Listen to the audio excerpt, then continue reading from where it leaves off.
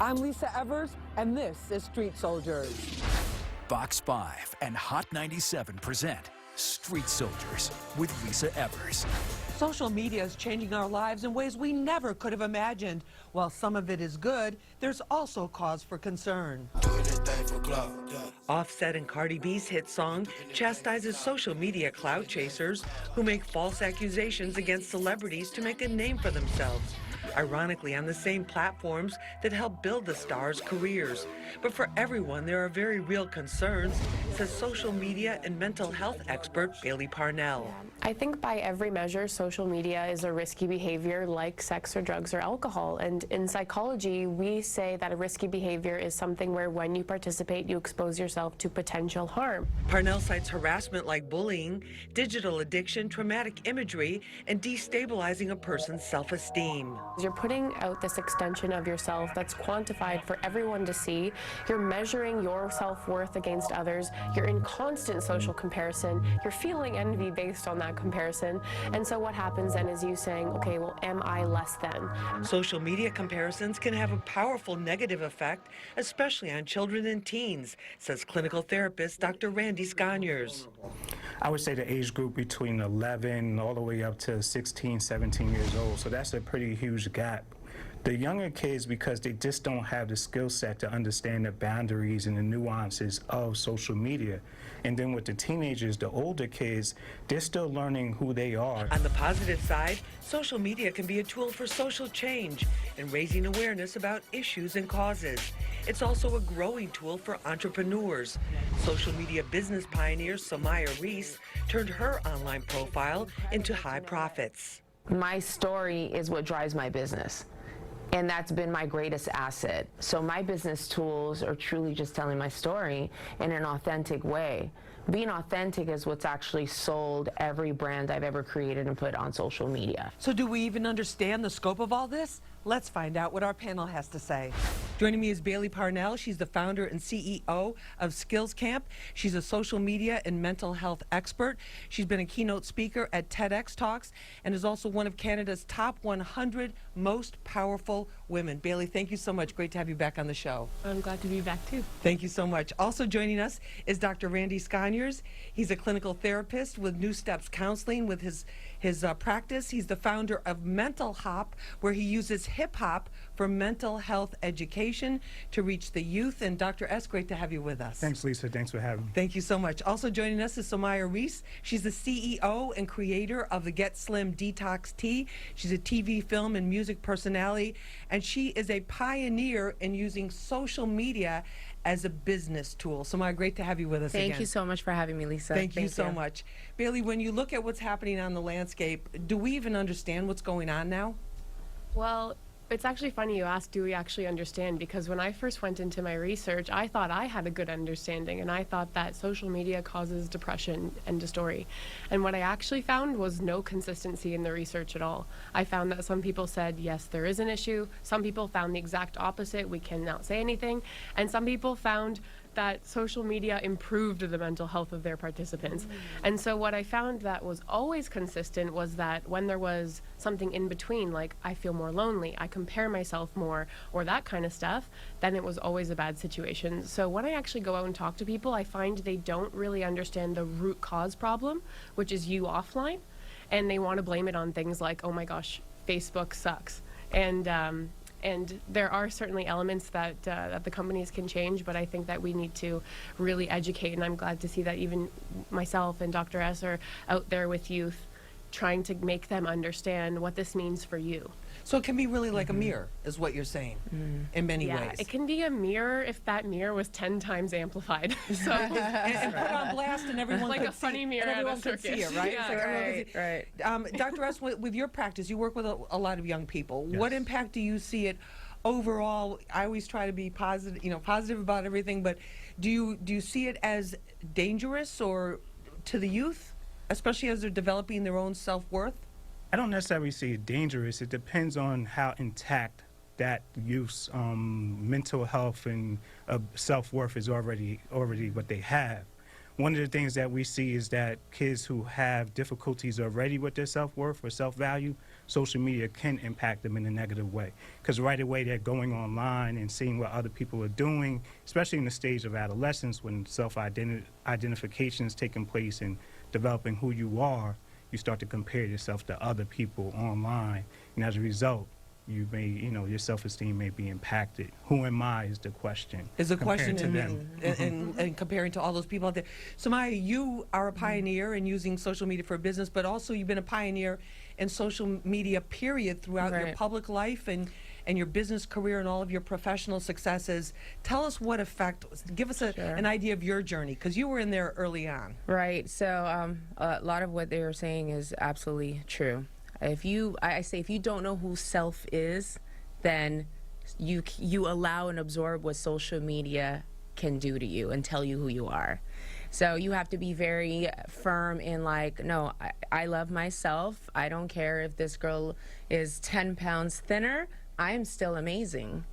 And I believe that social media, to me, is a powerful tool.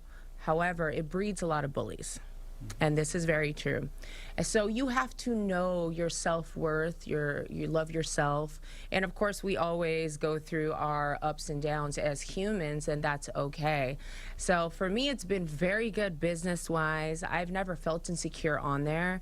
I blame my mama for it. 'Cause she was But always. did you have haters at certain points? I was gonna say, especially when you were every in the day.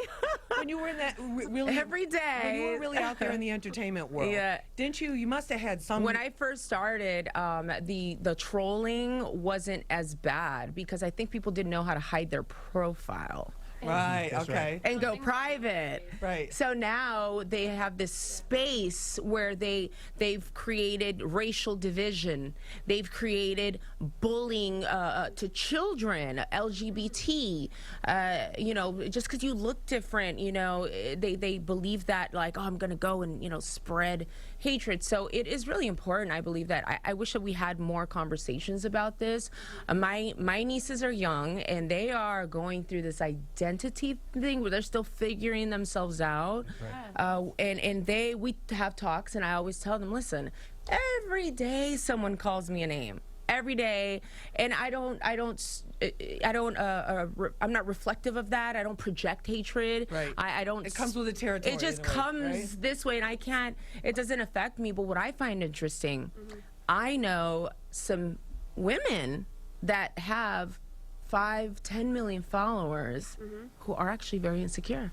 And that's And what they- on their but Bailey, gram- but what about in terms of the research, in terms of Yeah. what you've spoken about publicly, on these major platforms, the line between reality and just this fake reality Yeah. that a lot of people portray. The as- highlight reel. the highlight reel. The highlight reel. Tell us about that. What do you know about that? What effect does that have on us? Yeah, well, it's kind of just like in sports. You put out the best, the brightest moments, and you curate this version of yourself that you want to be true. And we were actually just talking about this ahead of time, that sometimes we actually have to go make that true. And so sometimes we'll even take breaks from social because we're trying to build something. We're trying to build Right. a business, we're trying to build an empire, we're trying to build a practice, whatever it is. And then so that we can come back to social media and say we have it. But the impact on mental health is that you're seeing people's highlight reels, and I believe Stephen Furtick said this, and you are comparing it to your behind the scenes. And so you're saying, I'm here, I'm watching Netflix, I'm in my PJs again. and we're just like, On the couch. It's fun to me, man. and then That's some great, like, everyone here love is a like, night like oh, that. yeah. And you're looking chilling. at people who Right. are kind Out of in on a yacht or partying or at the class, yeah. popular girls. Absolutely. Yeah. Like, why not me? Why doesn't my work give me enough vacation? Why couldn't my family afford that? How come I don't Yes. have friends? It looks like they're always together. Having fun. Like this yeah. kind of thing. Like they're always doing exciting Doing things. stuff. We're going to continue with this. This is Street Soldiers. I'm your host, Lisa Evers. We'll be right back. Oversharing is the new addiction.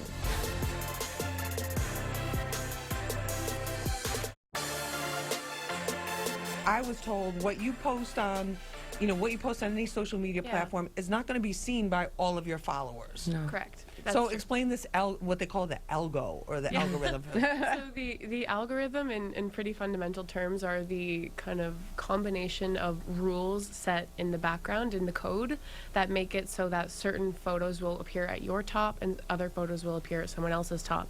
It's based on your it's based on a lot of things actually, and those things, those elements are always changing, and that's why people can't keep up. So it could be based on things you've liked recently, things that a lot of the people you follow have liked recently. It could be based on a certain time of day. It could. So there's actually like so many factors, and it is changing. And so people get upset a lot when they feel like they've figured out the algorithm and it's changed.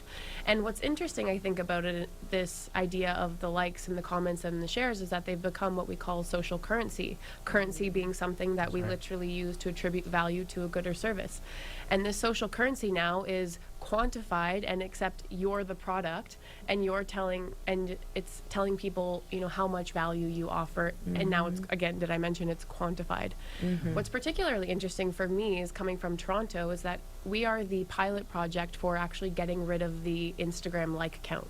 So we don't actually have a public like count anymore, and I think it's been liberating.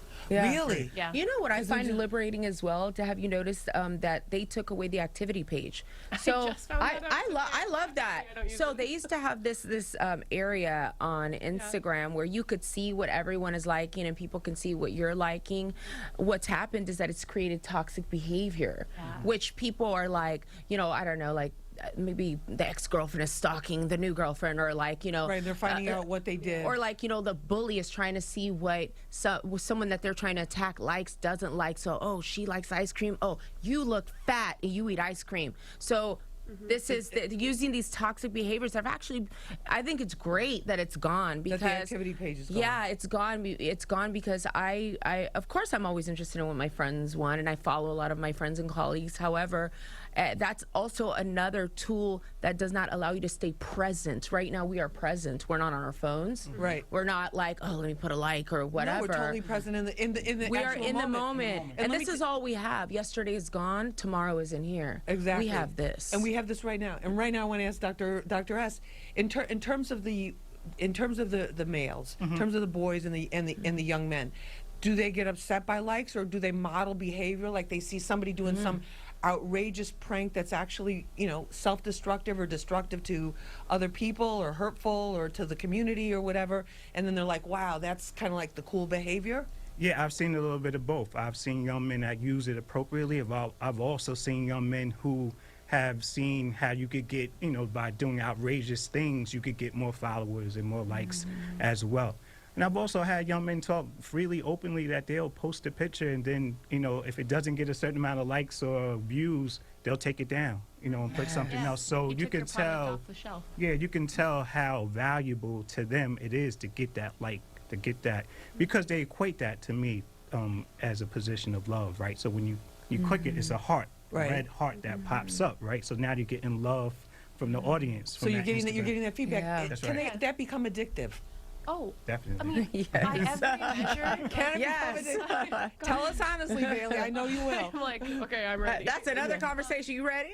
Yeah, but Yes. by every measure in Yes. psychology, and you'll know this too, Sure. like there would be considered mass widespread addiction, but we don't think about it like that because we don't view it as other risky behaviors. And one of the main points of my work is to say, actually, social media should be considered a risky behavior like sex, drugs, or alcohol. That's right. Because we judge a risky behavior in psychology as something where when you participate, you expose yourself to potential harm.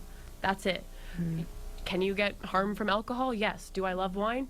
Yes. Yeah. And but the same thing with social. We know for sure everything we've just said, that there is potential harm. There's stress, there's addiction, there's harassment, there's traumatic imagery, there's XYZ, go on and on. And what we're not talking about is then how do we practice safe social? I want to talk about this issue of the negative side of social media. Dr. Randy, we hear people being bullied, which is one thing, being shamed. Yep. These trends, these so-called challenges that are very negative, there are some even driving people to consider taking their lives. Yep. What about that? Well, I think the bullying right away is one of the things that we're extremely concerned about. Even the suicides, right? So we're seeing young people be bullied on social media and then go on to commit suicide. So we have people who would never confront people in person now have this sort of tool that they can use to put down other people and antagonize other people and shame other people. So that's one of the negatives of it as well. And just as we talk about self-esteem, again, when you compare yourself to others, as soon as you click on, you're constantly swiping up. You're looking at somebody's life and then saying, that's where I should be or that's where I want to be, without either doing the work, or you start to feel bad about who you are. So as a result of that, we see a lot of mental health issues that could come into play with that as well. And that you're dealing with, Bailey, the social media industry, some of the platforms have tried to I feel like we're constantly hearing about we're going to ban this, and if if I post or we post something that's a real crime that happened or a real tragedy, it's it's considered unacceptable content, even though it really happened in some cases. But what do you think about these measures that are being taken, especially for kids? Because I think it's really harsh, for a lot of them. Well, it's funny because I used to have 4 steps towards safe social, and now it's 5 steps, and that came out of people saying, well, who's responsible for this? And step 5 is hold responsible parties accountable. One of those parties, or 2 I should say, is being the government and social media companies themselves, because with any other risky behavior like alcohol, we say to those companies, if you're going to make money off of making people addicted, out of offering this risky behavior, you have some responsibility, whether that's kind of sponsoring mad campaigns. And so governments, for example, on TV where I live, and I'm fairly sure it's the same here, you're not allowed to target cigarette commercials on kids' TV. Right. Yet that same brand can go to Facebook and target 13-year-olds. That's policy, and governments, and they're doing this in the UK, they can actually regulate this, and they can actually say, guess what, Facebook, you're responsible if on your platform you're targeting 13-year-olds with drugs, let's just say, or pharmaceuticals, or vaping, or whatever, vaping, or XYZ. So there is other things happening here, and I think that kind of the missing piece of this whole conversation is who's responsible. And at some point, who is of responsible? Course, just like every other risky behavior, it's a multi-pronged approach, and we would never say with alcoholism that you figure it out, it's just you. Actually, I guess some people would say that. But we would say that, government, you need to do some work. Age limits, you need to actually enforce that on the companies. Companies, you need to maybe sponsor social well-being campaigns in schools. Educators need to do more, because just like other risky behaviors, we need to be having this conversation. But how realistic is that, Dr. S? Because you know kids. I mean, kids will figure out a way to get around whatever. You have to be check this box that you're actually 18 and can use they this. change their age, and then they figure it out. They figure it out. So do those kind of measures, would those really work? I don't think so. Our kids are too savvy. I think one of the things that we see is we need to get back to educating them about how to properly and appropriately use the platforms. How to use it. The conversations like early on. don't drink and get drunk and get in a car behind the wheel. Yes. Basically, I could get beer at 16. I was still having conversations people with my figure that family out. about if you're gonna do this, you need to understand the impacts of how you're behaving and the impacts on others. What the consequences are. And that's where the other piece is also parenting, and parents are a big thing. So Maya, what about the other aspect of this is this tremendous lack of privacy. There's some people who feel like they just put have to post everything out there, and it's like, do we really need to see that? And this concept of privacy is kind of, it seems to me like it's dissolved in a lot of ways. It is dissolved. I What do you think that they're actually not thinking about the ultimate consequence, which could target stalkers. If you're posting, I'm going to the store right now, someone knows no one's in your home. I'm going over here. You're a woman by yourself on live walking in an empty parking lot. I mean, no, people are pinning their locations. It's very dangerous. It's for both men and women. But my mom is. That's a great point. Go back to our moms and our strong moms. My mom was always like, "Don't tell anyone everything." So, I do not. Not that I don't approve, because I don't want to sound like I'm high and mighty. However, I don't think that you should overshare. But oversharing is the new addiction.